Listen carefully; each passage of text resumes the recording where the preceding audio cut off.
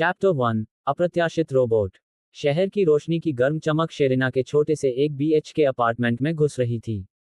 16 साल की उम्र में और अपने दम पर रह रही शेरिना शहरी जीवन के शोर शराबे की आदी हो गई थी। बसों का गड़गड़ाहट, आवाज़ों की गूंज और कभी कभी ग्रोसरी पहुंचाने वाले रोबोट का मध्यम गुनगुनाहट।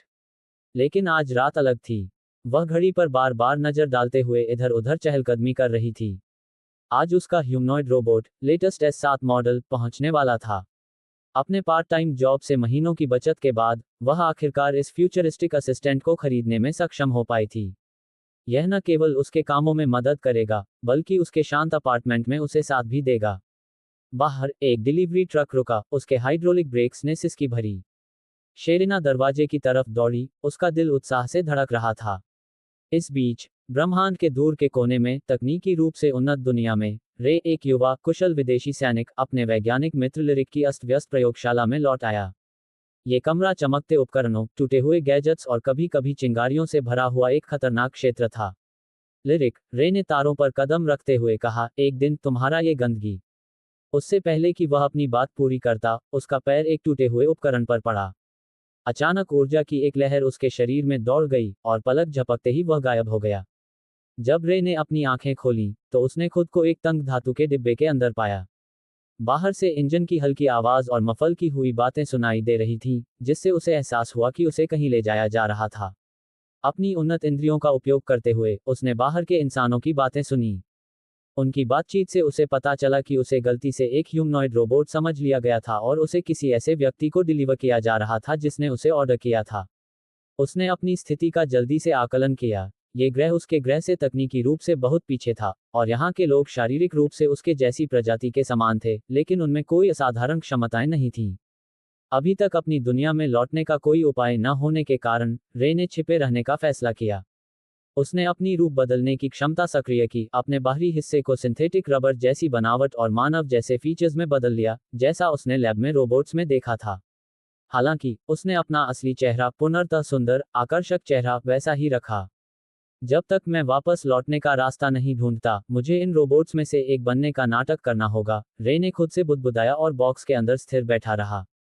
शेरिना के अपार्टमेंट में वह उत्साह से डिलीवरी पेपर्स पर साइन कर रही थी और देख रही थी कि बड़े बॉक्स को अंदर लाया जा रहा है। उसकी खुशी चरम पर थी जब उसने सावधानीपूर्वक पैकेजिंग खोली। अंदर रे स्थिर बैठा था। उसका रूप उन ह्यूमनॉइड रोबोट से अलग नहीं था जो विज्ञापनों में दिखाए गए थे। निर्दोष सिंथेटिक त्वचा, स्टाइलिश काले बाल और अत्यंत वास्तविक विशेषताएं। उसकी तीखी जॉलाइन और गहरी आंखें उसे लगभग असली लगने से भी ज्यादा परफेक्ट बना रही थीं। शेरिना हैरान रह गई। ये तो कितना असली लगता है, उसने धीरे से कहा। उसकी उंगलियां उसकी त्वचा की ठंडी सतह को छूते हुए उस जीवन जैसी बनावट पर मोहित हो गईं। रे ने धीरे से अपनी आंखें खोलीं, अपार्टमेंट की मंद रोशनी में खुद को समायोजित किया। उसने उसे बारीकी से देखा, उसकी चौड़ी आंखें और आश्चर्य से भरा चेहरा। वह जवान थी, एक दयालु मुस्कान और उसकी आंखों में थकान की हल्की झलक। नमस्ते, मैं आपका ह्यूमनॉइड असिस्टेंट हूं, रे ने शांत और स्थिर आवाज में कहा, जैसा कि उसने रोबोट से सुना था। शेरिना चौंक गई, ये देखकर कि वह कितना मानवीय लग रहा था।